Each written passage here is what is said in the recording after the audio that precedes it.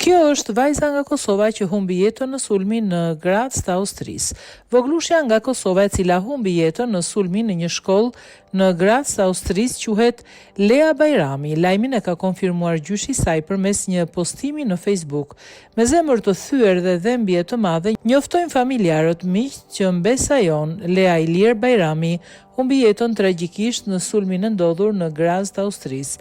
Lutemi për shpirtin e saj dhe shprehim falënderime për të gjithë ata që ndajnë dhembjen tonë në këto çaste të vështira, shkruan gjyshi i saj krahas fotografisë së shpërndar. Ngjarja e rëndë ka tronditur opinionin publik në Austri më gjerë, ndërsa autoritetet atje po vazhdojnë hetimet për zbardhjen e plotë të rastit. Lajmin për përfshirjen e një shtetaseje kosovare në mesin e viktimave e ka konfirmuar edhe gazetari kosovar Vehbi Aliti, i cili jeton dhe punon në Graz. Në një postim për mediat, ai tha se vajza ishte bija një antari të kryesisë së Unionit Humanitar në Graz.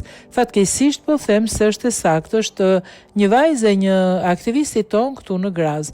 Është një tragjedi ndër më të mëdhat në Austri pas luftës së dytë botërore, sa i përket tragjedive të qëllimshme, deklaroi Haliti, duke shtuar se për arsye privatësie nuk do të publikonte identitetin e viktimës.